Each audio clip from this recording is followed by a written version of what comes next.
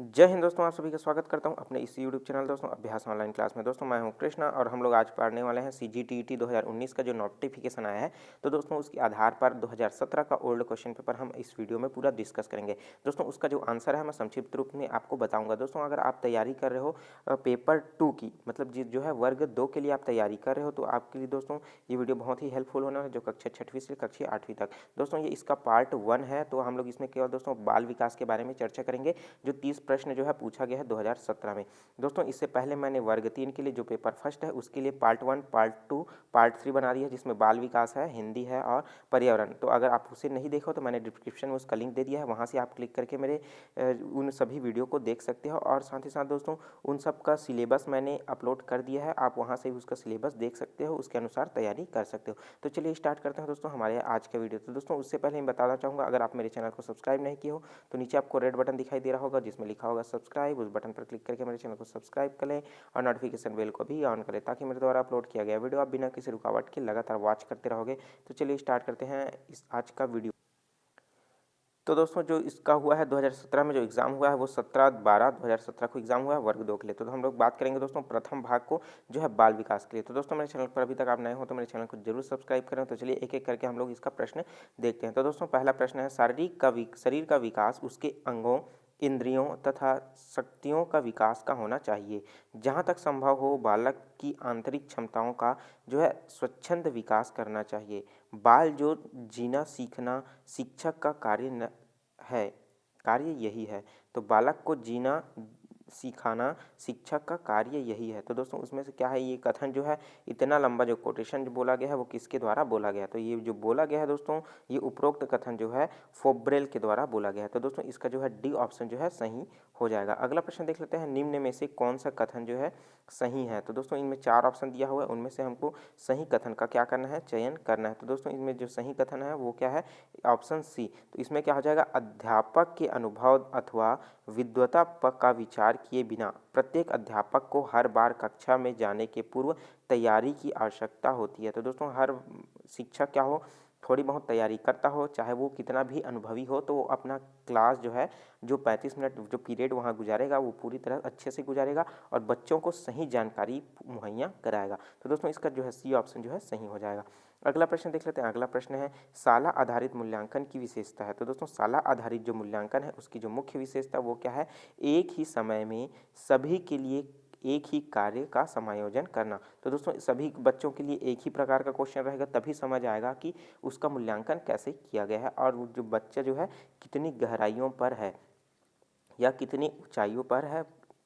तो ये समझ आता है जब सभी बच्चों को एक ही प्रकार के क्वेश्चन और एक ही तरीके का पैटर्न वाला क्वेश्चन दिया जाता हो। तो अगला प्रश्न देख लेते हैं। अगला प्रश्न है, निम्न में से बहु जो है वृद्धि का प्रकार नहीं है। तो दोस्तों बहुवृद्धि का जो प्रकार नहीं है वो क्या है, अंतर, इसका जो है दोस्तों अंतर व्यक्तित्व बुद्धि। तो दोस्तों इसका जो सही आंसर है क्या हो जाएगा, आंसर ऑप्शन नंबर सी जो है सही हो जाएगा। अगला प्रश्न देख लेते हैं। अगला प्रश्न है, निम्न में से कौन सी जोड़ी का सह संबंध नहीं है? तो दोस्तों इनमें से कौन सी जोड़ी है जो सह संबंध नहीं है? तो दोस्तों वो क्या है, केरल जो है सहायक शिक्षण। तो दोस्तों केरल जो है सहायक शिक्षण, ये जो है दोस्तों सही संबंध नहीं है। तो दोस्तों केलर जो है दोस्तों, हेलन केलर, आप नाम सुने हो दोस्तों, हेलन केलर ने क्या किया था, सहायक शिक्षण में योगदान दिया था। दोस्तों ये एक पूरी तरह से इसमें संबंध ये इसके साथ नहीं दर्शाता है। अगला प्रश्न देख लेते हैं। अगला प्रश्न है, अधिगम संबंधी कठिनाइयों और कमियों के स्वरूप का निर्धारण होता है। तो दोस्तों जो कमियों एवं कठिनाइयों का जो है स्वरूप निर्धारित होता है वो क्या होता है, निदानात्मक परीक्षण से होता है। तो दोस्तों इसका जो है सी ऑप्शन जो है सही हो जाएगा। अगला प्रश्न देख लेते हैं। अगला प्रश्न है, अधिगम विकलांग बच्चे अधिकतर होते हैं। तो दोस्तों जो अधिगम प्रकार के बच्चे होते हैं विकलांग होते हैं और वो अधिकतर क्या होते हैं? तो दोस्तों वो अधिकतर क्या होते हैं, निम्न उपलब्धि वाले होते हैं। तो दोस्तों ऐसे ऐसे जितने भी विकलांग बच्चे होते हैं, अधिगम वाले बच्चे होते हैं, वो क्या करते हैं, ऊंचाइयों को पर नहीं पहुंच पाते और जो लोग पहुंच पाते हैं दोस्तों वो रिकॉर्ड बना देते हैं। अगला प्रश्न देख लेते हैं दोस्तों, विद्यार्थियों में समस्या समाधान योग्यता के पोषण का महत्वपूर्ण तरीका क्या है? तो दोस्तों पोषण का जो महत्वपूर्ण तरीका है वो क्या है, उन समस्याओं पर बल देना जो उसके लिए वास्तविक है। तो दोस्तों इसका जो है बी ऑप्शन जो है सही हो जाएगा। दोस्तों विद्यार्थियों में समस्या समाधान योग्यता के लिए पोषण वह बहुत बहुत ही महत्वपूर्ण तरीका है। तो दोस्तों पोषण के आधार पर ही मनुष्य अपना मस्तिष्क का विद्यार्थी अपने मस्तिष्क का जो है विकास पूरी तरह से बढ़ा पाता है और क्या होता है उन सभी समस्याओं पर ज़्यादा बल देकर पूरी तरह से उसको निदान करने की कोशिश करता है। यदि बच्चे के पास बुद्धि ही नहीं है तो उस समस्या का निदान वो करने में बहुत समय लेगा और शायद उस समस्या का समाधान कर भी ना पाए। तो अगला प्रश्न देख लेते हैं। बालक विशिष्ट वस्तुओं के लिए नवीन शब्द प्रायः निम्न विधि से सीखता है। तो दोस्तों वो जो है नवीन चीज़ों का जो शब्द है उसको किस विधि से सीखता है, तो वह अनुकरण कर करके क्या करता है वो सीखता है। एक दूसरे के जो है अनुकरण करता है, जैसे गुरुजी सिखाता है, जैसे शिक्षक सिखाता है, वैसे ही बच्चा सीखता है अनुकरण करके। तो इसका जो है दोस्तों ये ऑप्शन जो है सही हो जाएगा। अगला प्रश्न देख लेते हैं। अगला प्रश्न है मूल्यांकन एक सतत प्रक्रिया है जिसमें सम्मिलित है। तो दोस्तों मूल्यांकन सतत प्रक्रिया है जिसमें क्या है, मूल्यांकन क्या है, उपरोक्त सभी जैसे क्या होगा सीखने वाला है ना, उसी तरह पाठ्यक्रम है, शिक्षण के उद्देश्य, इन सभी से क्या होता है मूल्यांकन आसानी से किया जाता है। अगला प्रश्न देख लेते हैं दोस्तों। उच्च स्तरीय ज्ञानात्मक कौशल का विकास करने के लिए निम्नलिखित में से जो है कौन सर्वाधिक उपयुक्त है। निम्न में से कौन सर्वाधिक उपयुक्त है दोस्तों, तो वो है खोज अधिगम। बच्चा जितना ज़्यादा खोज करता है, इसी कारण तो दोस्तों उच्च स्तरीय ज्ञानात्मक कौशल बोल रहे हैं ना, मतलब बड़े बच्चों के लिए। तो उन सभी जगहों में क्या होता है, बच्चों के लिए क्या किया जाता है, ऐड किया जा रहा है पाठ्य योजनाओं में प्रायोगिक तौर पर प्रैक्टिकल करना, ये इसे शामिल किया जा रहा है। क्योंकि क्या होता है दोस्तों उसमें खोज अधिगम निहित होता है जिसके द्वारा बच्चा आसानी से और लंबे समय तक याद रख सकता है किसी भी बात को, किसी भी चीज़ को। तो अगला प्रश्न देख लेते हैं। अगला प्रश्न है 12वां। विद्यार्थियों में नैतिक मूल्यों का विकास महत्वपूर्ण होता है, आप इस विकास के लिए क्या करना चाहेंगे। तो दोस्तों इस विकास को लिए आपका क्या करना चाहोगे, इसमें डी जो है दोस्तों 4 ऑप्शन दिया हुआ है, उसमें से डी ऑप्शन सही है। दोस्तों स्वयं को आदर्श के रूप में प्रस्तुत करना ही क्या हो जाएगा, उस समय नैतिक मूल्यों का विकास है ना दोस्तों। नैतिक मतलब क्या होता है दोस्तों, पूरा बिहेवियर से संबंधित है। तो अपने आप को क्या करना, पूरी तरह से आदर्श के रूप में प्रस्तुत रखना, ये क्या हो जाएगा, मतलब कुल मिला के सीधुआ बन के रहना दोस्तों, है ना, भले अंदर से ही कुछ भी रहो। तो ये इसमें क्या हो जाएगा, विकास महत्वपूर्ण होता है। अगला प्रश्न देख लेते हैं। पुरस्कार की जो है अधिगम में महत्वपूर्ण भूमिका है। तो दोस्तों पुरस्कार जो है उसमें महत्वपूर्ण अधिगम क्या है, यह विशेषता किस अधिगम पर जो है उपागम की है। तो दोस्तों यह है व्यवहारवादी का उपागम है, जो जिसमें क्या होगा दोस्तों पुरस्कार की अधिगम में महत्वपूर्ण भूमिका निभाती है। अगला प्रश्न देख लेते हैं। प्रश्न नंबर है 14। अगर शिक्षक बच्चों को कक्षा में बाहर मिट्टी में खेलता पाता है तो दोस्तों अगर क्या करता है शिक्षक, जैसे ही कक्षा से बाहर कुछ समय के लिए क्या करता है, बच्चों को कक्षा से बाहर क्लासरूम में ना बैठ के वो क्या करते हैं, उन लोग मिट्टी से खेलते हुए अगर शिक्षक पाता है तो इसमें 4 ऑप्शन दिया है। बच्चे को समझदार अपनी पाठ्य योजना के उद्देश्य को पूरा करें, इसमें दिया हुआ एक नए उद्देश्य के साथ उस पल को यादगार बनाएं। ऑप्शन सी दिया हुआ है बच्चों को उनकी रुचि के अनुसार खेलने दें। अगला इसमें ऑप्शन दिया है बच्चों के अनुशासन दिखाएं। तो दोस्तों इस समय जो ऑप्शन जो लिया है सही आंसर वो क्या है, जैसे ही उस पल को यादगार बनाने के लिए साथ ही साथ दोस्तों उसमें एक नया चीज़ उसी में सिखाकर बच्चों को सिखा दिया जाए ताकि वो बात जो है उसके दिमाग में बहुत समय तक स्थायी रूप से रहे, जो शिक्षा से संबंधित हो। अगला प्रश्न देख लेते हैं। बच्चों के निष्पादन में को प्रभावित करने वाला शाला से संबंधित सबसे प्रमुख कारक क्या है। तो जो सबसे प्रमुख कारक है दोस्तों सतत मूल्यांकन। बच्चों में क्या हो जाएगा, सतत मूल्यांकन रहेगा तो समझ आता है कि कौन सा बच्चा ग्रोथ कर रहा है, कौन सा बच्चा फिर से डल होते जा रहा है, या कोई अपनी पढ़ाई में क्या हो रहा है कमी जो है दिखाई दे रहा है। तो इस समय क्या हो जाएगा, सतत मूल्यांकन से ही बच्चों की जो है सही तरह से परख किया जा सकता है।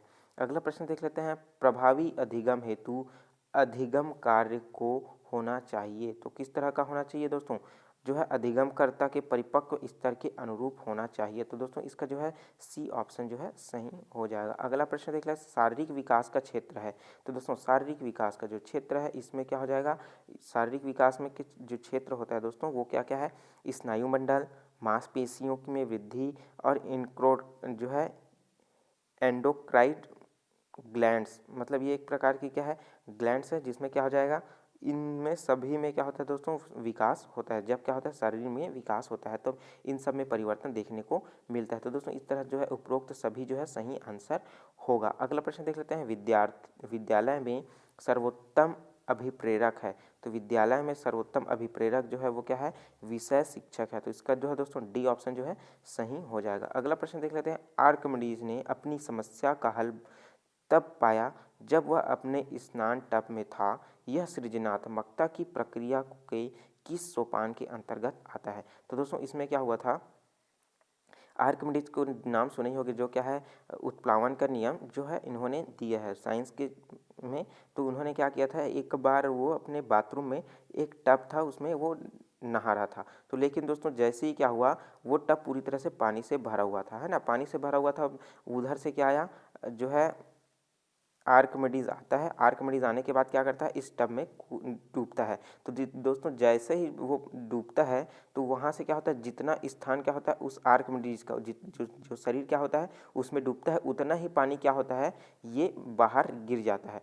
तो दोस्तों इसी के अनुसार वो बताया है कि कोई भी जो होता है जगह जितना घेरता है पानी के अंदर, उतना ही पानी का वजन क्या होता है उसके बराबर होता है। तो ये इन्होंने आर्किमिडीज में उत्प्लावन के नियम के अनुसार इन्होंने बताया है। तो दोस्तों उस समय जो किस सोपान के अंतर्गत आता है ये इस प्रश्न में पूछा गया है। तो दोस्तों वो जो सोपान है वो क्या है, जो है उद्भवन, है ना, इससे क्या हो जाएगा, ये प्रकार का क्या है अंतर्गत सोपान इसी के अंतर्गत आता है। अगला प्रश्न देख लेते हैं। अधिगम का परिणाम है। अधिगम का जो परिणाम है दोस्तों वो क्या है, रूपांतरण एवं विकास।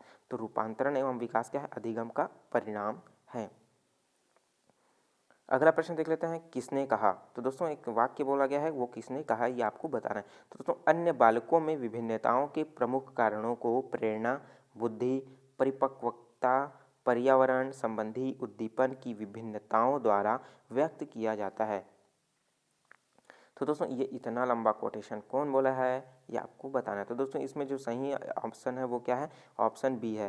तो दोस्तों गैरिसन व अन्य, ये इन्होंने क्या किया है, गैरिसन ने ही ये कोटेशन को बोला है। तो इस तरह दोस्तों बी ऑप्शन जो है सही हो जाएगा। इस तरह दोस्तों इसी कारण दोस्तों परिभाषा किसने कहा, इन्हीं सब क्वेश्चन के कारण ही बाल विकास आप लोगों के लिए कठिन हो जाता है दोस्तों, क्योंकि इन सब के कोटेशन को याद रखना बहुत ही मुश्किल हो जाता है और वैसे भी इनको वैज्ञानिकों के नाम भी बहुत ही टफ होता है।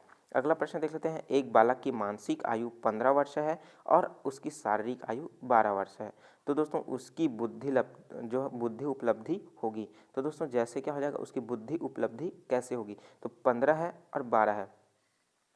तो दोस्तों उस समय जो उसकी बुद्धि उपलब्धि होगी क्या हो जाएगा, 125 हो जाएगा। तो दोस्तों इसका सही आंसर क्या हो जाएगा, ऑप्शन नंबर बी सही हो जाएगा। अगला प्रश्न देख लेते हैं।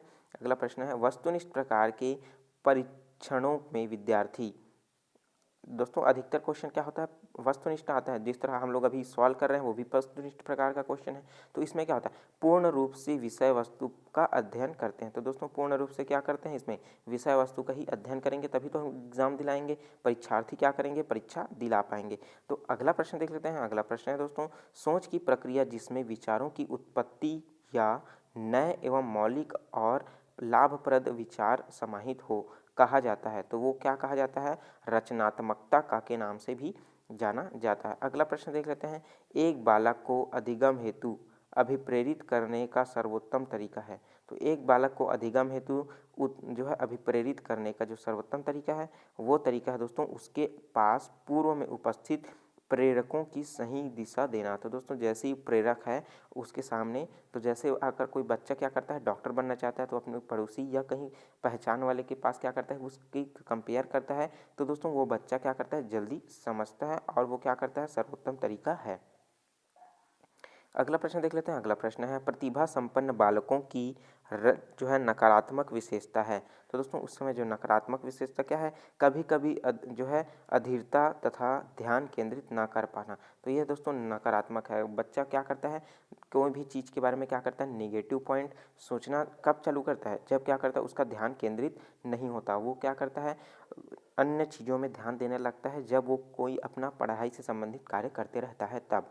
अगला प्रश्न देख लेते हैं। समावेशी शिक्षा में से क्या अभिप्राय है। तो दोस्तों समावेशी जो शिक्षा है उससे ये प्रभाव है दोस्तों, अभिप्राय है कि जो है बहुकोटि विन्यास द्वारा शिक्षा। बहुकोटि विन्यास द्वारा शिक्षा मतलब क्या होता है, ऐसे बहुत से तरीके हैं जिसमें वो अपने आसपास की जो है जानकारी को समावेशित कर सकता हो। अगला प्रश्न देख लेते हैं। अगला प्रश्न है, प्रश्न नंबर है 28। वह बच्चे जिनकी मानसिक आयु उनकी कालानुक्रमिक आयु से कम होती है कहलाता है। तो दोस्तों कालानुक्रमिक जो आयु से कम होता है वही क्या कहलाता है, मंदित बालक। मतलब क्या होता है, काल अनुरूप से कम, है ना। मतलब क्या हो रहा है, कोई क्लास में ऐसा आप क्लास ले रहे हो जिसमें क्या होता है, एक बच्चा एक प्रश्न देते हो आप ब्लैक बोर्ड में, उसमें वहीं एक बच्चा क्या होता है फट से बना लेता है और दूसरा बच्चा क्या करता है दोस्तों, केवल वही प्रश्न केवल लिखता ही रह जाता है, जबकि वो क्या करता है पूरा प्रश्न लिखा भी नहीं रहता। तो मतलब क्या हो रहा है, वहीं एक बच्चा है जो आंसर को क्या कर लेता है, निकाल लेता है, और एक दूसरा बच्चा है जो क्या कर रहा है, उसको केवल और केवल प्रश्न को ही लिखा है। तो दोस्तों इस तरह क्या हो जाएगा, बच्चों में अंतर आप देख रहे हो, तो जिसमें जो दोस्तों जो बच्चा धीरे चल रहा है वही क्या हो जाएगा, मंदित बालक कहलाएगा। अगला प्रश्न देख लेते हैं, एक शिक्षक के लिए विद्यार्थियों के व्यक्ति भेदों का ज्ञान आवश्यक है। तो दोस्तों इसका जो है डी ऑप्शन सही हो जाएगा। विद्यार्थियों का वास्तविक आवश्यकता के लिए अनुरूप बनाना ही क्या है, एक शिक्षक के लिए विद्यार्थियों के व्यक्तित्व भेद को ज्ञान तभी प्राप्त कर सकते हैं। तो दोस्तों अगला प्रश्न देख लेते हैं और इस वीडियो का अंतिम क्वेश्चन। दोस्तों इस वीडियो में दोस्तों जो बाल विकास का 30 क्वेश्चन आया था और 30 क्वेश्चन मैं बता दी हूँ केवल 2017 का।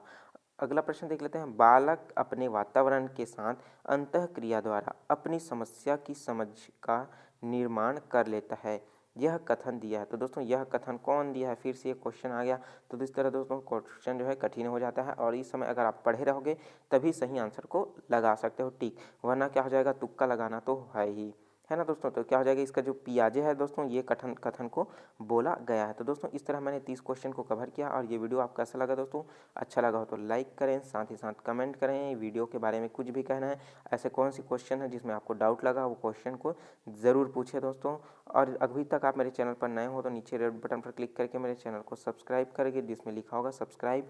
जैसे ही सब्सक्राइब करोगे एक बेल आइकन आएगा, उसे भी क्लिक कर दो ताकि मेरे द्वारा अपलोड किया गया वीडियो आप तुरंत ही वॉच कर पाओगे। तो दोस्तों इसके बाद जो है मैं हिंदी का जो सब्जेक्ट है उसका ओल्ड क्वेश्चन पेपर आपके लिए सामने लाऊंगा, जो रहेगा पार्ट 2 के नाम से। तो अभी तक मेरे चैनल को सब्सक्राइब नहीं किया हो तो सब्सक्राइब कर लो दोस्तों, नोटिफिकेशन बेल को भी ऑन कर लो। दोस्तों इस वीडियो को ज़्यादा से ज़्यादा अपने दोस्तों को व्हाट्सएप ग्रुप में, फेसबुक ग्रुप में, इंस्टाग्राम में, जितने भी सोशल मीडिया ग्रुप हैं वहाँ ज़्यादा से ज़्यादा शेयर करूँ, ताकि इस वीडियो का फ़ायदा भी आपके जैसे तैयारी करने वाले अन्य व्यक्तियों को भी इसकी जानकारी मिल सके और वो भी तैयारी कर सके।